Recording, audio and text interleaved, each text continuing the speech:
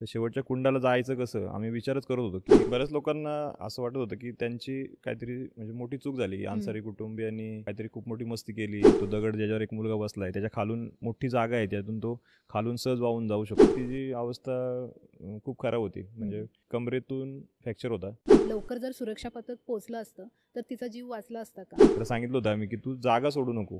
ते खूप धोकादायक होतं, की आम्हाला रॅपल डाऊन करून खाली जाऊन ते सगळं सर्च करणं. बरोबर. म्हणजे आमच्या टीमसाठी पण हं. धोक्याचं होतं ते. म्हणजे जे धबधबे आहेत, ते पाणी थोडंही पडत नव्हतं. तिथं ते 20-20 फुटाचे धबधबे मागच्या बाजूला चालू आले, की जे पाण्याला उकळी येतासारखं दिसतंय ना, त्यांचा अंदाज न आल्यामुळं त्यांना वाटलं तर मी सहज बाहेर येईल. रेस्क्यू करणाऱ्या ज्या संघटना आहेत, त्यांच्या कार्याची दखल घेतली जाते का? तर चिखलातून 1-2 ठिकाणी आम्हाला शूजचे प्रिंट दिसले. असा रुळासारखा एक पोल अर्धा त्या पाण्यात आहे काय. हं. तर बऱ्याच जणांना तो माहीत नसायचा. हं. काहींनी वरतून उडी मारली, की त्याला धडकले, असे पण काही मृत्यू झाले. हो. लोकांना वाटतं, की त्यांनी जर हात दिला असता तर हं. सोडवता आलं असतं किंवा ओढण्या टाकल्या असत्या तरी जोडलं असतं. बरोबर. केला की तुम्ही लवकर पोहोचा आणि तिचा जीव वाचू शकतो. आणि ते खाली गेले आणि त्या पाण्याने त्याला इतकं दाबलं प्रेशरने, की त्याला हं. परत वरती येता नाही आलं. हो ना. अशा ज्या घटना घडतात, त्याला कोणती कारणे कारणीभूत असतात? आणि जे उठून उभे राहिले ना, हं. तोपर्यंत त्यांच्या गुडघ्या इतकं पाणी आलं. मोठे-मोठे दगड आहेत, जे एकदम कॉर्नरला येऊन थांबलेले आहेत. आता ते प्रवाहामध्ये खाली पडू शकतील आणि खाली देवकुंडाला हजारो लोकं उभी असतात. तर हं. त्याच्यावरती ते पडू शकतात. हं. पण ह्याचा साधा विचार सुद्धा लोकं करत नाहीत. अशा दुर्घटना होऊ नयेत म्हणून पर्यटकांनी कोणती काळजी घ्यावी?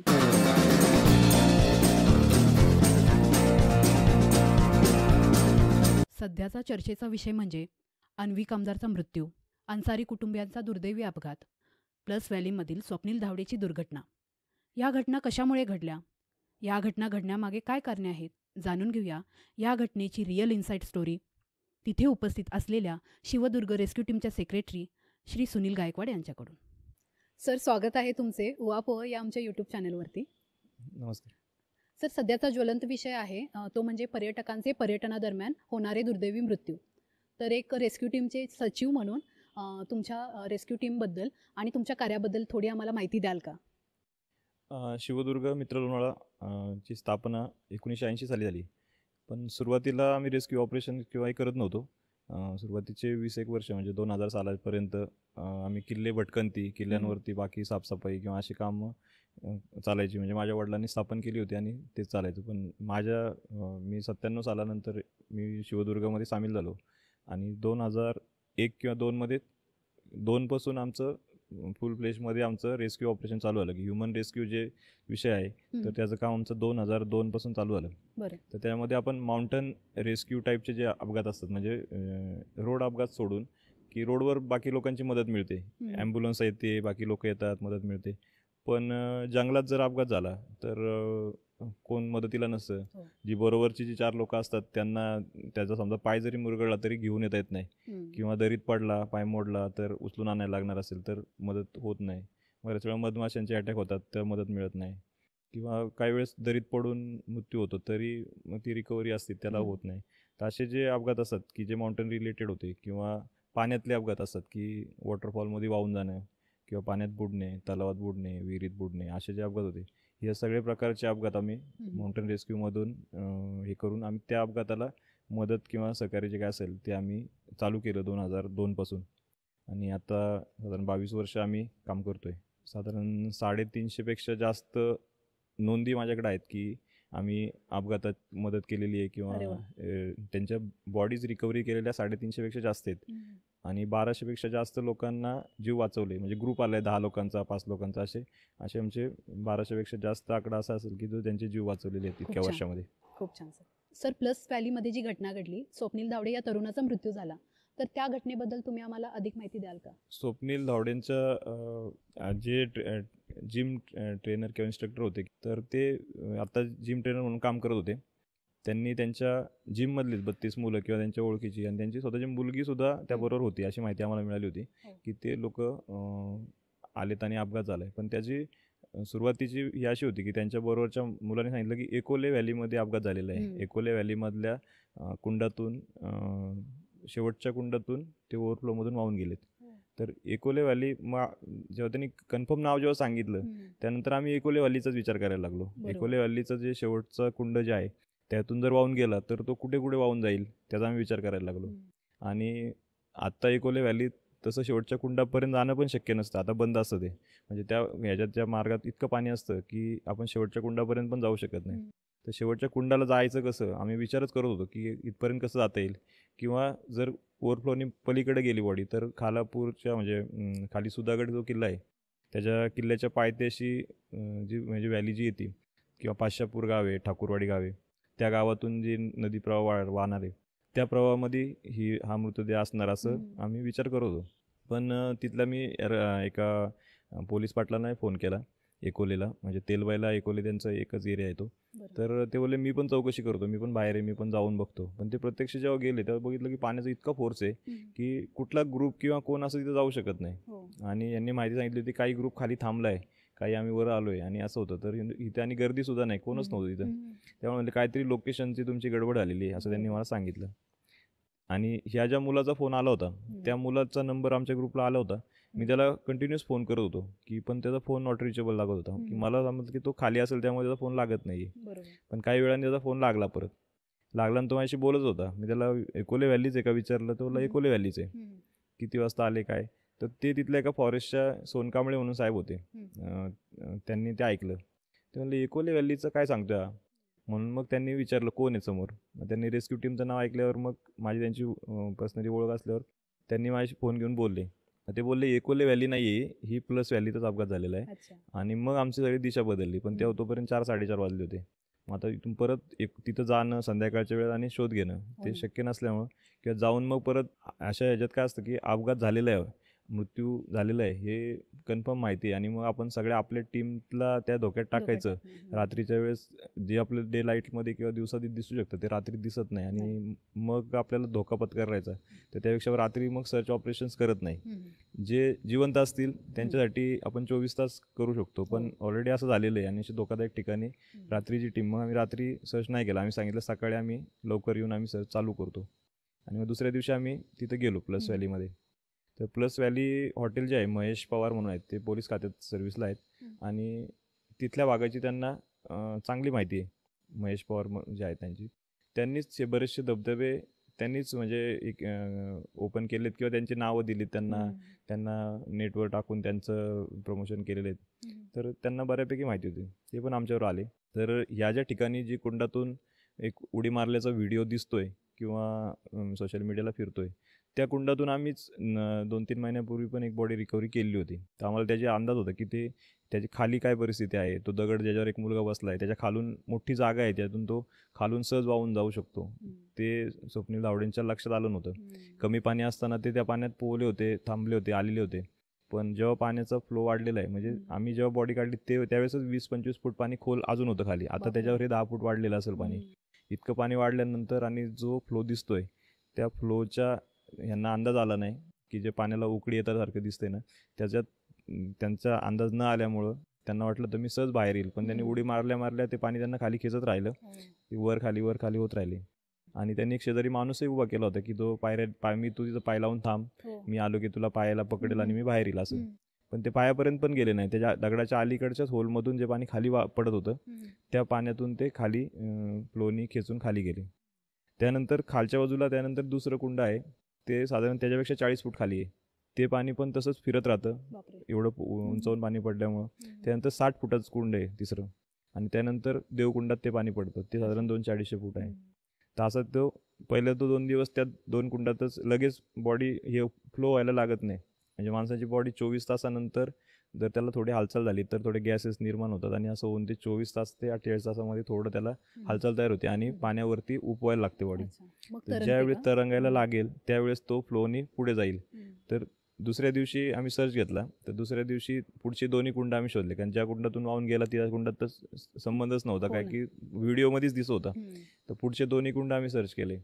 ते खूप धोकादायक होतं की आम्हाला रॅपल डाऊन करून खाली जाऊन ते सगळं सर्च करणं म्हणजे आमच्या टीमसाठी पण धोक्याचं होतं ते. पण दुपारपर्यंत आम्ही ते काम करून थांबवलं ते, आणि त्यांना सांगितलं की आपण वेट करू, कारण पाण्याला इतका फोर्स येतो की आपण आपला माणूस जरी सोडला रेस्क्यूअर कोण तर त्याच्या पण जीवाला धोका होऊ शकतो. पण आम्ही काम थांबवलं आणि परत आलो की म्हणलं उद्या जर ही तरंगायला लागेल बॉडी तर ती खाली देवकुंडाला आपल्याला 100% सापडेल. खाली सुद्धा रेस्क्यू टीम एक काम करत होती. कोलाड आणि रोहाची टीम होती, किंवा मानगावची शेलार मामांची एक टीम होती.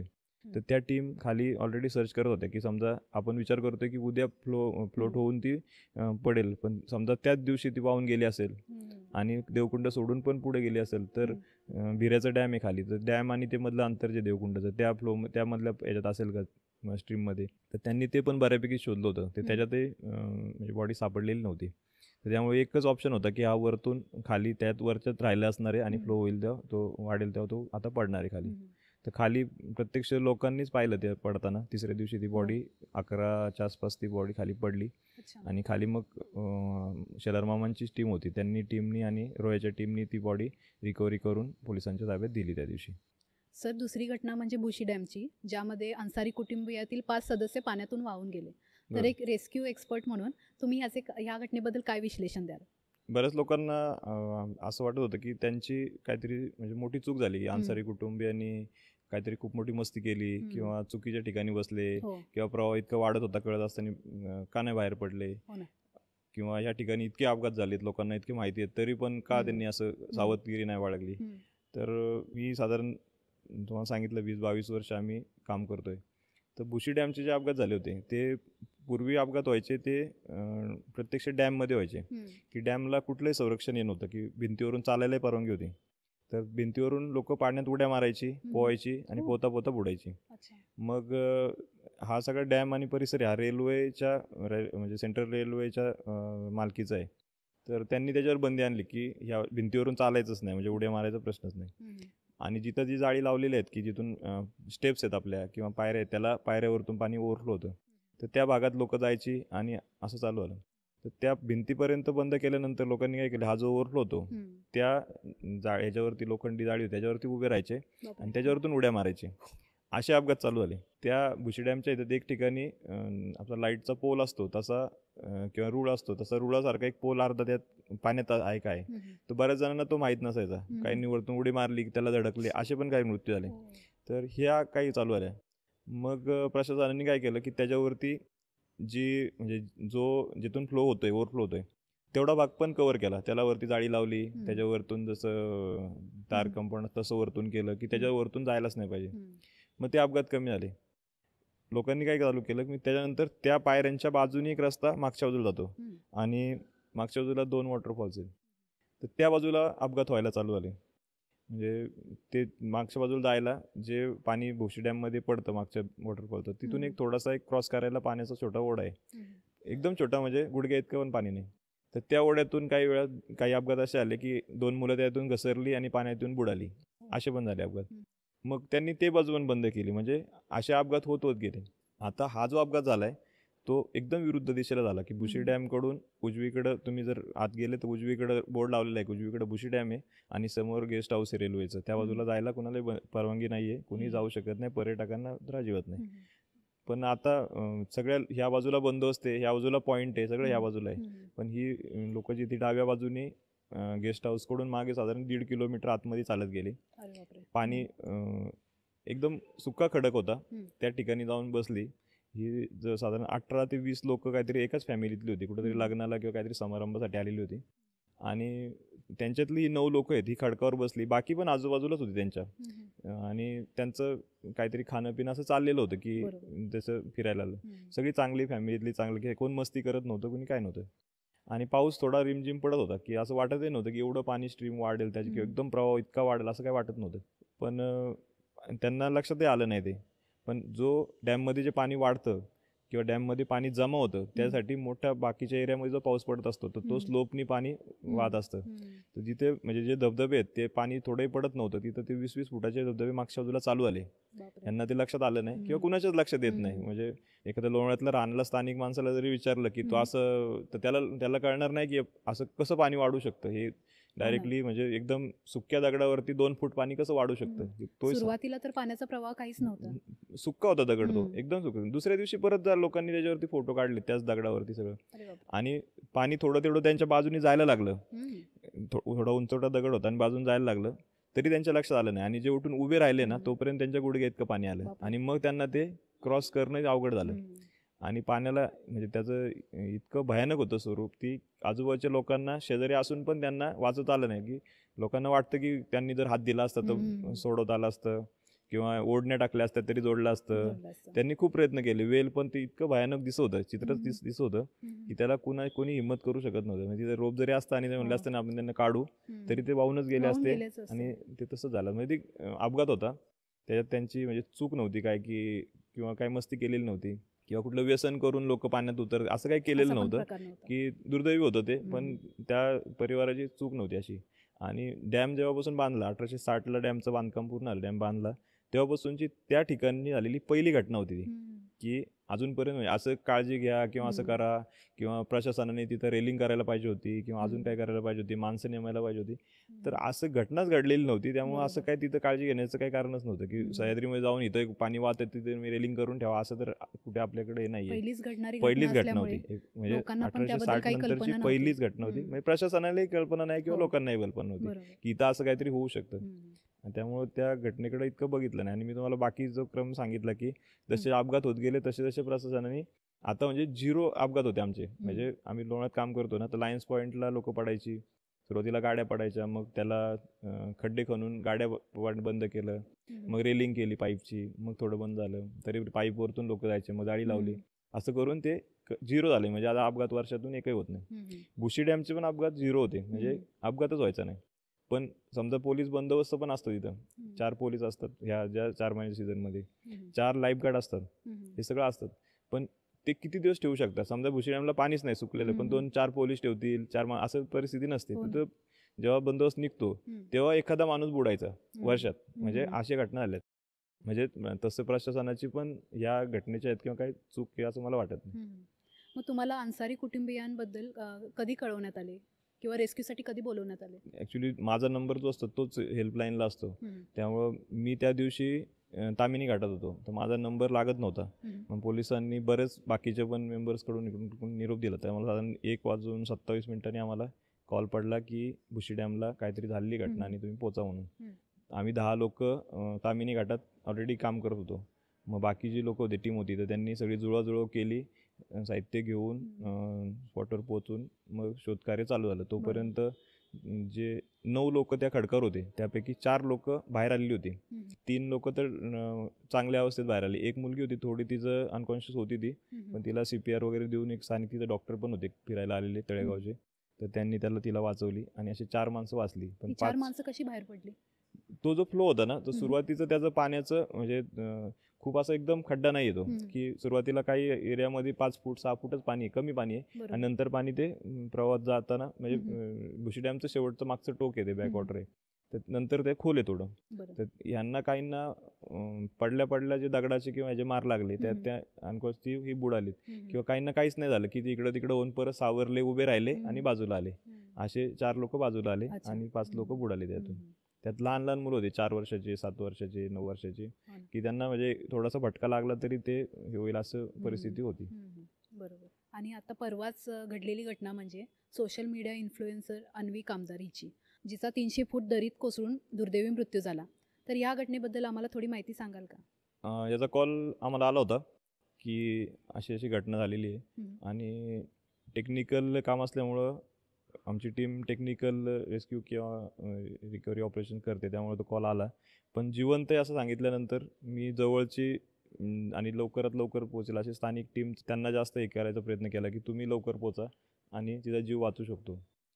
तर ऑलरेडी पाटणूसवरून शेलार मामांची टीम निघाली होती, पण पाटणूसची टीम इतकी म्हणजे स्ट्रॉंग नाही आहे की जी टेक्निकल काम करू शकते. पण महाडची टीम जी होती सिस्केप म्हणून, तर टीम चांगली स्ट्रॉंग आहे, ती करू शकते. तर मी त्यांना कॉल दिला, त्यांनी लगेचच पुढे जाऊन स्पॉटवर पोचले.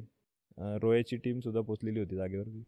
तिथे जाऊन बघितल्यानंतर तिची अवस्था खूप खराब होती. म्हणजे स्पॉटवर गेल्यानंतर की एक कमरेतून फ्रॅक्चर होता, एक हाताला पण फ्रॅक्चर होता, पायाला फ्रॅक्चर होता आणि डोकंही फुटलेलं होतं. त्यामुळे खूप जास्त इंजुरी झालेल्या होती तिला. आणि इतक्या खाली पडल्यानंतर त्यांची थोडी धाकधूक चाललेली होती. यांनी स्ट्रेचरमध्ये घेऊन तिला वर काढलं, पण तिचा मृत्यू झाला त्या आणतानाच तिचा. लवकर जर सुरक्षा पथक पोहोचलं असतं तर तिचा जीव वाचला असता का? अशी कुठली यंत्रणा नाही आहे आपल्याकडे की जी अशी सज्ज आहे की घटना घडल्यास तिथं पोचेल, अशी कुठलीच यंत्रणा नाही आहे. NDRF किंवा SDRF आहेत, पण त्यांनाही मर्यादा आहेत की त्यांचे जे ठिकाणं आहेत ती खूप लांब आहेत की त्या प्रत्येक गावात किंवा प्रत्येक शहरात अशी हे नाही आहे. तर स्थानिक ज्या टीम आहेत किंवा रेस्क्यू टीम आहेत त्या काम करतात या आणि विनामूल्य काम सगळीकडं सह्याद्रीमध्ये करतात. तर त्यांचा कॉल यायला की समजा झाल्यानंतर घटना झाल्यानंतर त्या लोकांनी त्यांना हेल्पलाईन नंबर असणं किंवा त्यांच्याकडं सगळी माहिती असणं आणि त्यांना कॉल देणं हा एक हे असतो. तर त्याच्यामध्ये बराचसा वेळ जातो की घटना घडल्यावर 2 तासांनी तुमचा निरोप पोहोचतो. मग रेस्क्यू टीम शोधाशोध होती. रेस्क्यू टीम तयार नसते. मग ती सामानाची जुळवाजुळव करून ट्रॅव्हलिंग करून ट्रॅफिक किंवा बाकीच्या अडचणीतून तिथपर्यंत पोहोचते. तिथे गेल्यानंतर वरतून पडताना माणूस तर 1 मिनिटात पडतो, पण व्हॅलीत उतरायला रॅपिड डाऊन करून जाणं आणि तिला बाहेर उचलून आणणं ह्याच्यातही भरपूर वेळ जातो. म्हणजे 7 तास जो वेळ आहे ना तो खूप वेळ नाही असा की त्यांनी खूप वेळ लावला. त्यांनी खूप फास्ट काम केलेलं आहे आणि फास्ट काम करूनही कारण तिची इंजुरी जास्त होती त्यामुळं तिचा मृत्यू झालेला आहे. तर त्यामुळे तशी यंत्रणा नाही आपल्याकडे किंवा एअर ॲम्ब्युलन्स किंवा अशी काही सोय नाही आहे की दुसऱ्या क्षणाला जाऊन पटकन जाऊन उचलून आणली तिला आणि आपण तिचा जीव वाचवला. अशी यंत्रणा नव्हती. त्यामुळं मला नाही वाटत की असं लवकर जाऊन किंवा असं काही करता आलं असतं आपल्याला. खरं. अशा ज्या घटना घडतात त्याला कोणती कारणीभूत असतात? तुम्हाला फिरण्याचा किंवा याचा सीझन जो असतो ना थोडा पावसाळ्यानंतरचा सीझन जो असतो की हिवाळा असतो किंवा पाऊस थोडा कमी आल्यानंतर श्रावण महिन्यानंतर थोडं ऊन येतं, थोडी हिरवळ चांगली होती, फुलं येतात आणि नंतरचा जो काळ असतो हिवाळ्याचा तो किल्ले फिरणे किंवा यासाठी चांगला असतो. पण आता जे हे म्हणजे ट्रेंड जो आलेला आहे तो असा आहे की तो त्यांना भर पावसात मोठे धबधबे वाहतात आहेत त्यावेळेसच लोक बाहेर पडतात पावसाचा आनंद घ्यायला किंवा धबधब्याचा आनंद घ्यायला आणि त्या मग धबधब्याच्या खाली जाण्यासाठी किंवा सोशल मीडियावरती रील बनवण्यासाठी किंवा अजून ह्या शूट्स करण्यासाठी त्यांची इतकी धडपड असते ते शेवटच्या टोकापर्यंत जातात. म्हणजे आम्ही बरेचसे बघितलेले आहेत अपघात की जे स्वतःचे सेल्फी घेता घेता तोल गेलेले आहेत किंवा प्लस व्हॅलीतले काही अपघात असे आहेत की जे मोठं पाणी पडते त्याच्या खाली जाण्याचा प्रयत्न करतात ते आणि ते खाली गेले आणि त्या पाण्याने त्याला इतकं दाबलं प्रेशरने की त्याला परत वरती येता नाही आलं की त्यामुळे अपघात होतात. ते धबधबे जे पावसात पडतात तर लोकांना फक्त तो धबधबा दिसत असतो पण पाणी पडत असतं त्याबरोबर तो बाकी पण निसर्गातले दगड माती सगळं हलवत असतो. तर वरतून दगड पण पडू शकतात. आम्ही ह्या देवकुंड किंवा आता स्वप्नील धावड्यांच्या केसमध्ये सर्च करत होतो तर आम्ही काही फोटो घेतलेले आहेत वरचे. तर मोठे मोठे दगड आहेत की जे एकदम कॉर्नरला येऊन थांबलेले आहेत. आता ते प्रवाहामध्ये किंवा थोडी झीज झाल्यानंतर खाली पडू शकतील आणि खाली देवकुंडाला हजारो लोक उभे असतात तर त्याच्यावरती ते पडू शकतात. पण ह्याचा साधा विचार सुद्धा लोक करत नाही की वरतून एखादा दगड पडला तर 5-10 लोकांना जखमी करू शकतो तो किंवा मृत्यू येऊ शकतो. तर असे अपघात होतात. किंवा आता शेवळ येतं पावसाळ्यामध्ये चिकट होतं किंवा प्रवाह वाढतो क्रॉस करताना अपघात होतात किंवा थोडी माती लूज असते त्यामुळं पाय घसरतात किंवा निसरड्या होतात. या सगळ्यामुळं अपघात होत असतात. ह्याचं सगळ्याचं कारण म्हणजे अतिउत्साहाच्या ह्याच्यातच लोकांचं होतं किंवा तरुण वर्गाचा जास्त अपघात झालेले आहेत.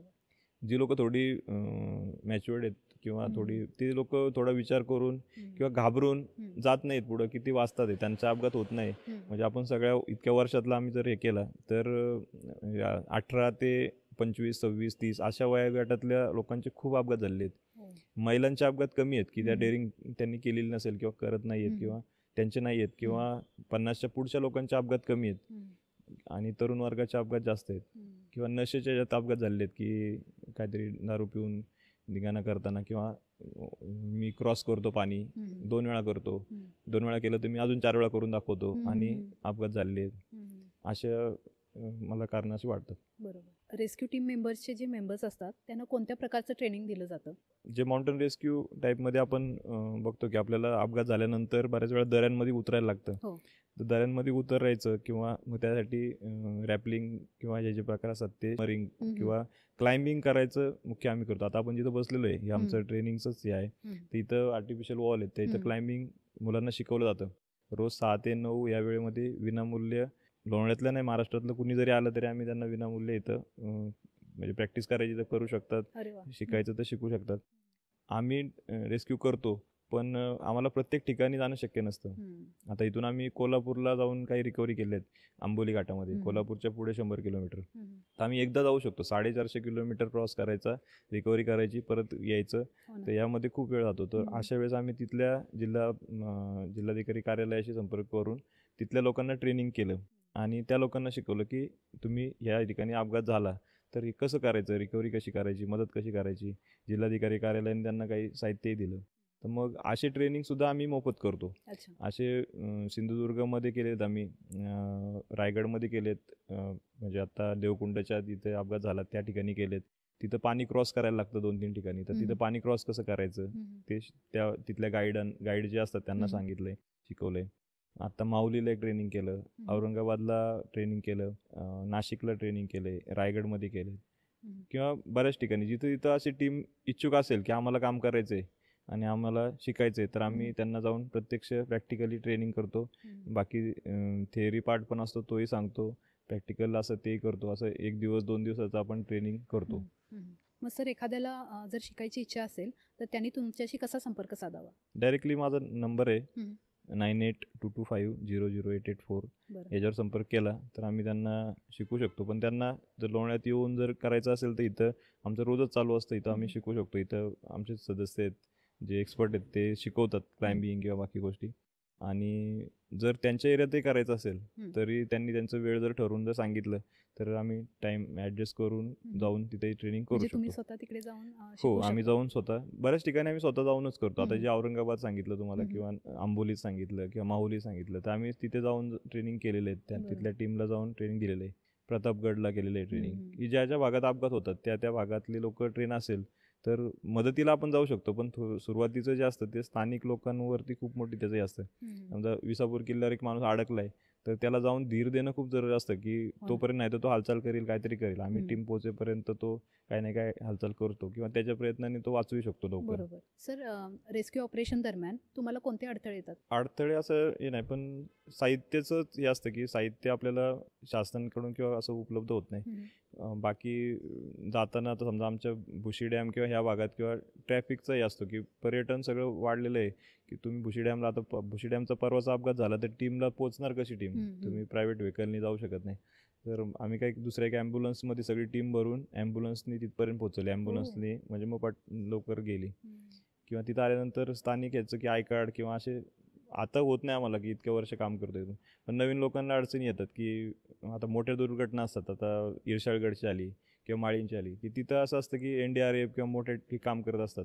ज्या नामांकित संस्था आहेत त्या काम करतात. पण बाकी लोकांची इच्छा असते, पण त्यांना काम करायला आयडेंटिटी कार्ड पाहिजे, तुम्ही काम करताय का, या गोष्टीची अडचणी येतात. सर अशा रेस्क्यू ऑपरेशन दरम्यान स्थानिक लोकांची किंवा तिथे पर्यटनाला आलेल्या पर्यटकांची तुम्हाला काही मदत मिळते का?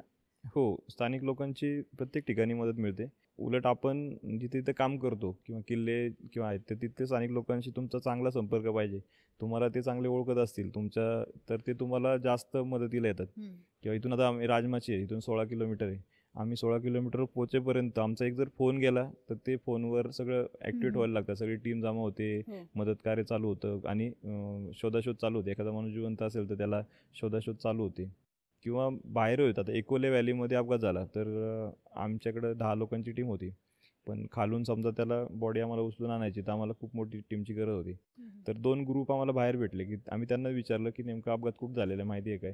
तर ते बोलले माहीत नाही आम्हाला, पण आम्ही तुमच्यावर मदतीला येतो. असे 2 ग्रुप आम्हाला जॉईन झाले आणि त्यांनी आम्हाला खूप मदत केली. म्हणजे जे शारीरिक कष्टाचं जे काम असतं ते उचलून आणणं किंवा हे करतं त्यासाठी आम्हाला मदत होती. किंवा स्थानिक लोकांकडून पाणी पाहिजे तुम्हाला, काय खायला देऊ का, नाश्ता आणू का, अशा प्रकारची मदत प्रत्येक ठिकाणी होते. स्थानिक लोकांच्या मदतीनेच हे काम करायला पाहिजे. बरोबर. की तुम्ही पर्यटनाला पण जाता तर त्यांच्याकडून रूटविषयी माहिती घ्या, बाकी करा. किंवा आम्ही काम करतो ते त्याच पद्धतीने करतो की स्थानिकांच्या मदतीनेच काम होऊ शकतं. बऱ्याच वेळा स्थानिक लोकांनी बजावले सुद्धा असते की बाबा निसरड्या वाटा झाल्या आहेत, अरुंद रस्ता आहे, त्यामुळे तुम्ही तिथे पुढे जाऊ नका, त्या ठिकाणी जाऊ नका. तरी पर्यटक असं असतात की नाही बाबा आम्हाला एक्सप्लोर करायचं आहे, त्यामुळे ते जातात आणि बऱ्याचशा दुर्घटना घडतात देखील. त्यामुळे स्थानिक लोकांचे ऐकणे कधीही चांगले. चांगलीच बरोबर. एखाद्या घटनास्थळावर जर एखाद्या व्यक्तीचा मृत्यू झाला तर त्या मृत्यूला कारणीभूत तुम्ही आहे किंवा तुम्ही जर वेळेत आला असता तर त्या व्यक्तीचा जीव वाचला असता, अशा वेगवेगळ्या प्रकारच्या टीका केल्या जातात. तर त्यावर तुम्ही काय सांगाल? एखादी घटना घडते ना त्यानंतर लगेच दुसऱ्या क्षणाला आमच्यापर्यंत बातमी येत नाही किंवा रेस्क्यू टीमला कळत नाही. अशी यंत्रणा आपल्याकडे नाही आहे की की सगळे रेडी सगळे बसले, रेस्क्यू टीम आणि कॉल आला गेले आणि उचलून आणलं, असं होत नाही. बऱ्याच वेळा असं होतं की ते लोक स्वतः आधी सर्व्हाइव्ह करतात. की समजा एखादा ग्रुप चुकला आहे किंवा एखादा माणूस चुकला आहे तर तो स्वतः प्रयत्न करत असतो की मी वाट शोधेल, काय करेल आणि काहीतरी बाहेर पडेल. किंवा पाण्यात बुडलेला जरी असेल तरी त्याच्याबरोबरची टीम असते तर ती स्वतः प्रयत्न करते आधी, तोपर्यंत ती कुठलाही कॉन्टॅक्ट करत नाही कुणाशी. त्याला बराच वेळ गेलेला असतो. किंवा पडलेला असेल तरी ते बघतात खाली, आम्ही बघतो जाऊन जिवंत असेल काय होईल, पोलीस केस होईल का, असे प्रश्न त्यांच्या डोक्यात पण चालत असतात. त्यामुळे त्याला इतका वेळ जातो की असं होत नाही की 1 तास किंवा 2 तासात आम्ही किती जवळ असले तरी घटनास्थळी पोचू आणि त्यानंतर येऊ. पाण्यातल्या केसमध्ये असं होतं की पाण्यातले केस 10 ते 15 मिनिटापेक्षा जास्त जर पाण्याखाली राहिला तर तो जगू शकत नाही. मग त्यानंतरच आमचं जर तिथं पोचणार असेल तर आम्ही त्याला वाचवायचं हे नसतं, आम्हाला फक्त मग बॉडी शोधणं किंवा रिकव्हरीचंच आमच्याकडे असतं. तर त्या केसमध्ये आमचा दोष किंवा असायचं काही कारणच नाही. किंवा आम्ही जिवंत असेल तर आम्ही दिवस रात्रही करतो. समजा एखादा माणूस आता 10 वाजता कॉल आला तर आम्ही रात्रभर शोधून सकाळी 5ला 6ला त्याला घेऊन आलेलो आहे किंवा ग्रुप घेऊन आलेलो आहे, तर आम्ही आमची पूर्ण रात्रही घालवतो. त्यामुळं आमच्याकडून आम्ही पूर्ण आणि चांगलं बेस्ट द्यायचा प्रयत्न करतोय. सर, रेस्क्यू ऑपरेशनच्या सक्सेस स्टोरी आमच्याबरोबर शेअर कराल का? एक घटना घडली होती की केरळचा एक सायकलपट्टू महाराष्ट्रात आला होता. त्याला महाराष्ट्रातले शिवाजी महाराजांचे सगळे किल्ले फिरायचे होते आणि तो लोणावळ्याच्या जवळच्या मोरगिरी किल्ल्यावरती येऊन अडकला, असा आम्हाला फोन आला. तर किल्ल्याच्या पायथ्याशी नेटवर्क नसल्यामुळं त्याला सकाळी नाश्ता करताना त्याला ऑनलाईन पेमेंट असल्यामुळे त्याला पेमेंट करता नाही आलं. त्यामुळे तो नाश्ता न करताच उपाशीच वरती गेला. सकाळपासून उपाशी होता. तर त्याचं कॉन्टॅक्ट आम्हाला त्यांनी डकेथलॉन किंवा महेश पवार प्लस व्हॅलीतले जे आहेत त्यांच्याकडून त्याचे नंबर त्यांच्याकडे होते. त्यांनी पूर्वी त्यांची भेट झाली होती. तर त्यांनी आम्हाला फोन केला की असं असं माणूस अडकला आहे. तर मग 3 वाजता आम्हाला फोन आला. आम्ही 4 वाजता किल्ल्यावरून पोहोचलो. वरती थोडं चालायला लागलं आम्हाला, नेटवर्क आल्यावर आम्ही त्याला संपर्क केला. इथून तर होतच होता संपर्क त्याची. त्याला सांगितलं होतं आम्ही की तू जागा सोडू नको. बऱ्याच वेळा असं होतं की ज्यांचं काहीतरी अडचणीत असतील ते लोक फोन करतात, लोकेशन शेअर करतात आणि पण पुढे चालायला लागतात जंगलामध्ये. मग आपलं लोकेशन चुकतं, नंतर त्यांना कॉल करता येत नाही, आपल्याला त्यांच्याशी कॉन्टॅक्ट करता येत नाही आणि मग जास्त धोका निर्माण होतो. त्यामुळे त्याला आम्ही स्पष्ट सांगितलं होतं की तू ज्या ठिकाणी आहेत ती तुला बसायला जर जागा आहे व्यवस्थित, तो आहे व्यवस्थित, मी तिथंच बसून राहा, फोन चालू आहे तुझा, तुझ्याकडं फोनला बॅटरी आहे व्यवस्थित, तो सगळं व्यवस्थित बोलला. मग तिथंच बसून राहा, आम्ही किती लेट झालं तरी आम्ही येणार आहे तुझ्याकडे आणि पोचणार आहे. तर 4 वाजता आम्ही पोचलो. त्याला सांगितलं आम्ही किल्ल्यावर चढतो. त्याला आमची गॅरंटी वाटत नव्हती की आम्ही येऊच म्हणून. त्याला वाटत होतं की सरकारी यंत्रणा नाही, ही साधारण 8-5 ड्युटी किंवा 10-5 ड्युटी करणारे असतील, आता 5 वाजता म्हणतील आम्ही येत नाही, तोपर्यंत सांगणार येतो येतो आणि नंतर येणार नाही. तो खूप चिडत होता आमच्यावर की आता 4 बज गए जल्दी आओ, 5 बज गए जल्दी आओ, नाही आएंगे तो मैं मर जाऊंगा, असं सगळं चाललं होतं त्याचं. आणि आम्ही त्याला मग शेवटी व्हिडिओ फोटो पाठवले त्याला की आम्ही येतोय, टीम येते तुला घ्यायला. थोडा त्याचा विश्वास बसला की ठीक आहे येत असतील. पण जसं आम्ही फोन करायचो तसं त्याला खात्री व्हायची नाही. मग त्याला मी प्रश्न विचारत होतो फोन चालू असल्यामुळं की तू जे जाताना सगळे ॲरो मार्क्स आहेत की किल्ल्याकडे ते पाहिलेत का? तो म्हणला पाहिले. ते फॉलो केलेत का? ते फॉलो केले बोलला. त्यामुळे आम्ही ते फॉलो करत आम्ही किल्ल्याच्या टोकावर पोचलो. टोकावर पोचल्यानंतर वरती काहीच नाही आहे की मोरगिरीला वरती एक पाण्याचं टाकं आहे, एक छोटासा एक बुरुज आहे आणि वरती काहीच नाही आहे. तर तिथं गेल्यानंतर तो आम्हाला दिसला नाही. अरे तू दिसत नाही, तू गेलाय कुठं तू? त्याला विचारलं आम्ही, तुला मध्ये तू जे एक रोप बांधलेला आहे तो रोप लागला का तुला? एक ठिकाणी शिडी आहे ती लागली का तुला? तो बोलला नाही, हे काय लागलं नाही. मग लक्षात आलं आमच्या की हा जर काहीतरी मार्ग चुकलेला आहे आणि आमचं लोकेशनची दिशा पण तीच दाखवती. पण आम्ही किल्ल्याच्या टोकावर होतो आणि व्हॅलीमध्ये खालच्या बाजूला तो होता, म्हणजे आतल्या बाजूला तो होता. मला लक्षात आलं की हा वर चढलेलाच दिसत नाही, म्हणून मग आम्ही परत सगळे खाली आलो उतरून. गावातले जे हॉटेलवाले होते ते पण वयस्कर 70 वर्षापेक्षा जास्त वय होते त्यांचे, ते पण आमच्याबरोबर अर्ध्या रस्ते झाले होते. पण आम्ही वर चढायला लागले, ते बोलले की आता माझी ताकद नाही चढायची. मग त्यांना एक माणूस देऊन आम्ही परत पाठवलं आणि मग आम्ही बाजूने फिरायला लागलो की हा किल्ला आता रूटवरती नाहीच आहे, आता कुठं जाईल माहीत नाही. म्हणजे किल्ल्यावर तशी जास्त वर्दळ नाही आहे, पण कोण गुराखी किंवा असं जातात. तर चिखलातून 1-2 ठिकाणी आम्हाला शूजचे प्रिंट दिसले. त्याचे फोटो काढून आम्ही त्यांना पाठवले की हा शूज तू घातलेला आहे का? तर त्यालाही माहीत नव्हतं. तो म्हणला शूज पण माझ्या मित्राचा घातलेला, मी माहीत नाही, पण मी आता बघतो खाली. त्यांनी फोटो चेक केला, म्हणला नाही माझेच प्रिंट आहे. आम्ही ते प्रिंट फॉलो करत व्हॅलीच्या जिथे ते पाय दिसतील असे कुठे गवत दाबलंय किंवा असं करत करत त्याच्यापर्यंत पोहोचलो. 12 वाजता आम्ही रात्री त्याच्यावर पोहोचलो. 12 नंतर त्याला खाली घेऊन यायला 12:30-1 झाले आणि त्यानंतर त्यांनी 47 किल्ल्यानंतर त्यांनी पुढचे 400 किल्ले त्यांनी विचार केला होता की आता इथून पुढं केरळला जायचं. तर आम्हीच धीर दिला की तू जाऊ नको, तुला बाकीचं गायडन्स आम्ही करू, किल्ल्याचा रस्ते बाकी सांगू. त्यानंतर आमच्याबरोबर 2-3 दिवस लोणावळ्यात राहिला. त्याला सगळे मॅप आणि सगळी माहिती आम्ही दिली. त्यांनी 400 किल्ले पूर्ण केले आणि तो आता आमच्याबरोबरच राहतो. आणि त्यांनी त्याचं नावसुद्धा बदललं आहे. शिवाजी महाराजांचे किल्ले बघायचं त्याच्यावर त्यांनी स्वतःचं नाव शिवराज केलं, पूर्वी त्याचं नाव हमराज होतं. अच्छा. आणि आडनाव त्यांनी माझ्या याच्यावरून गायकवाड केले. माझं नाव हो का? सुनील गायकवाड म्हणून त्यांनी गायकवाड केले. खूप छान. सर, रेस्क्यू करणाऱ्या ज्या संघटना आहेत, त्यांच्या कार्याची दखल घेतली जाते का? की ते अनसंग हिरोज राहतात? स्थानिक लेवलला घेतली जाते, की स्थानिक लेवलला समजा असतं, पण शासनाकडून तेवढी दखल घेतली जात नाही. हं. की तसं बघितलं की आपत्ती हा विषय जो आहे तो खूप महत्त्वाचा विषय आहे, पण बरोबर. भारतात किंवा महाराष्ट्रामध्ये तितकंसं त्याला महत्त्व दिलं जात नाही. जेव्हा आपत्ती येईल त्यावेळेसच आपण त्याच्यावरती म्हणजे काहीतरी विचार होतो, की एखाद्या ठिकाणी दरड कोसळली हं. तर त्यावेळेस यंत्रणा बघते कोण कोण काम करतंय, कोण कोण काय काय करतंय आणि या किंवा एखाद्या ठिकाणी पूर येईल तेव्हा यंत्रणेवरती विचार केला जातो. पण तसा विचार कायमस्वरूपी जर केला तर खूप मोठी ताकद ह्या रेस्क्यू टीमची तयार होऊ शकते. जर आपण आपत्ती किंवा डिझास्टरचा विचार केला तर भारतामध्ये NDRF सगळ्यात मोठं डिझास्टर मॅनेजमेंटचं त्यांची टीम आहेत. हं. पण पूर्ण भारतात 16च टीम आहेत त्यांच्या, की पूर्ण भारताला 16 टीम फक्त डिझास्टर थांबवू शकत नाही. खूप कमी आहे. किंवा महाराष्ट्रात त्यांची एकच टीम काम करते. असे 16 युनिट त्यांच्या आहेत. एका युनिटमध्ये 1149 लोकच आहेत. तर या युनिटच्या मार्फत पूर्ण महाराष्ट्रातलं ते आपत्ती हे करू शकत नाही किंवा डिझास्टर कमी करू शकत नाही. तर त्यासाठी जर स्थानिक लोकांची काहीतरी यंत्रणा केली, आता महाराष्ट्राचं आपत्ती व्यवस्थापनचं प्रमुख जे मुख्यमंत्री असतात किंवा एखाद्या जिल्ह्याचं आपत्तीचा प्रमुख जिल्हाधिकारी असतात हं. किंवा तालुक्याचं जे आपत्तीचं तहसीलदार असतात. तर या समजा आपण तालुका लेवलला जरी विचार केला आणि त्या तालुक्यातल्या काम करणाऱ्या टीम किंवा तालुक्यातल्या गावातून प्रत्येक गावात एखादा चांगला स्विमर असतो, एखादा हं. चांगला साप पकडणारा असतो किंवा सामाजिक कार्यात आवड असणारा एक तरी माणूस गावात असतो. हो. अशा लोकांचं जर संघटन केलं तर खूप मोठं हे होऊ शकतं किंवा जेव्हा आपल्याला खरंच काहीतरी अडचण येईल त्यावेळेस आपल्याकडे सगळी टीम सज्ज राहील आणि काम करता येईल. कारण NDRF आता मागच्या वेळेस पुराच्या वेळेस बघा की सांगलीला पूर आला, त्याच वेळेस रत्नागिरी चिपळूणला पूर आला. हो. NDRFची टीम चिपळूणला काम करत होती. हं. मग रत्नागिरी याला सांगलीला त्यांना जाता येत नव्हतं. आम्ही काम करत होतो, बाकी प्रायव्हेट टीम काम करत होत्या. तर अशाच जर तुम्ही तयार केल्या तर सरकारला त्याचा खूप मोठा फायदा होईल. अशा दुर्घटना होऊ नयेत म्हणून पर्यटकांनी कोणती काळजी घ्यावी? ज्या ठिकाणी स्थानिक प्रशासनाने काही ठिकाणी बंदी घातलेली असते, कारण त्यांना माहिती असतं की काही ठिकाणी पूर आलेला असतो, नदीला प्रवाह वाढलेला असतो किंवा पाण्याचं प्रमाण जास्त झालं असतं, पाऊस जास्त झाला असतो, तर त्या ठिकाणी बंदी केलेली असते, की काही काळासाठी बंदी असते. तर त्या ठिकाणी पर्यटकांनी जाऊ नये. किंवा आता प्लस व्हॅलीतले अपघात झाले तर त्या ठिकाणी अभयारण्य डिक्लेअर केलेलं आहे, त्या ठिकाणी पर्यटकांना बंदी आहे जाण्यासाठी. तर त्या ठिकाणी जाऊन वॉटरफॉल किंवा बाकी शोध घेणं किंवा अशा गोष्टी केल्यामुळे हे अपघात झालेले आहेत. अतिउत्साहाच्या भरात काही अपघात झाले तर अतिउत्साह टाळायला पाहिजे, की पाणी दिसतंय म्हणून मी क्रॉस करतो किंवा पाणी दिसतंय म्हणून मी धबधब्याला हात लावून येतो, हा अतिउत्साह असतो. किंवा नशा करून पाण्यात उतरणं. मी तर म्हणेन की बाहेर गेल्यानंतर ज्या ठिकाणी पाण्याची तुम्हाला माहिती नाही आहे त्या ठिकाणी पाण्यातच उतरू नये.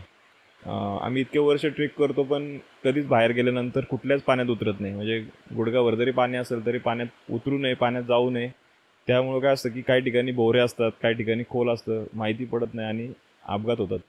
किल्ल्यावरती पावसाळ्यानंतर शेवाळ सुकून जातं, थोडा जरी पाऊस पडला तरी शेवाळ परत ते पुनर्जीवित होतं. तर अशा वेळेस खूप चिकट होतं आणि पाय घसरून घसायची शक्यता असते.